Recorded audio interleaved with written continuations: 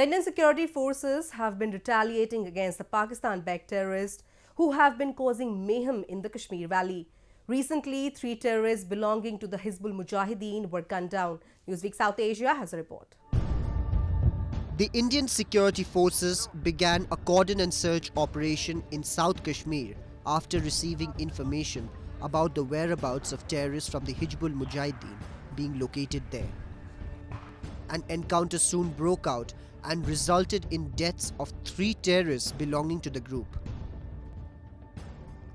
The security forces also faced the problem when several brainwashed youth began pelting stone, which was not only disrupting the operation, but as the army said, the crowd was coming dangerously close, which compelled the forces to open fire, leading to the deaths of 7 such stone pelters.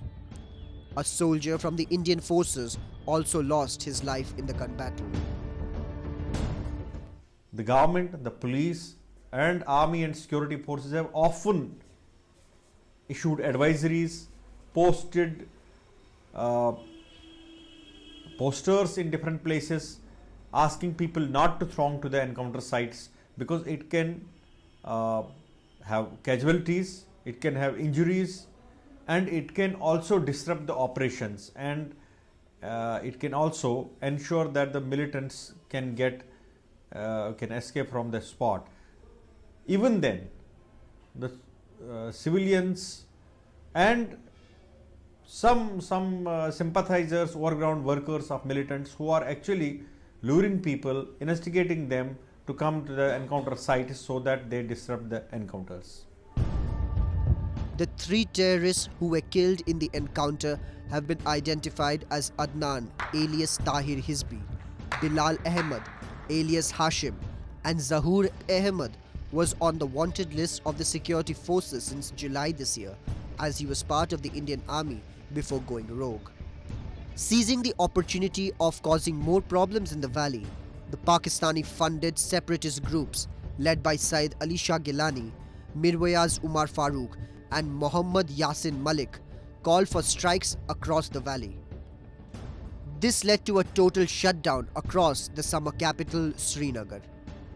Business establishments and markets remained closed and streets wore a deserted look as people chose to stay indoors in response to the shutdown.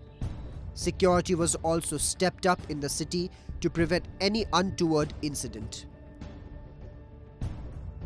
As forced by its habit, Pakistan again tried to interfere into the internal affairs of India as Imran Khan, the Pakistan Prime Minister, tweeted to raise the issue at an international platform.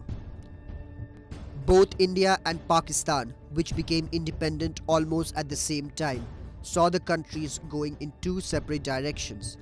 With New Delhi managing to climb the ladder of development, Islamabad has turned into a country which is a bankrupt state, now living on the mercy of China. The statements coming out from their side, I think it demonstrates the insincerity and duplicity. You see, I think what we have been demanding is that you should stop allowing your territory to be used for terror groups and terrorists who are operating from your soil and exporting to other countries. No action is being taken on that. On the other hand, I think they have sometimes the gumption to comment on the internal affairs of a neighboring country. I think it will be better if they mind their own business and look at the affairs, internal affairs, which is in quite a mess in their own country. They should look at that. Since India's development had always caused envy to Pakistan, they continue to create disturbance in Jammu and Kashmir since 1989. Jammu and Kashmir is India's only Muslim majority state. Jammu and Kashmir, often called heaven on earth, has been subjected to violence and bloodshed owing to Pakistan's attempt of creating a proxy war in the valley. The Pakistan Army and the Inter-Services Intelligence have been providing training to militants and terrorist outfits to infiltrate into Jammu and Kashmir.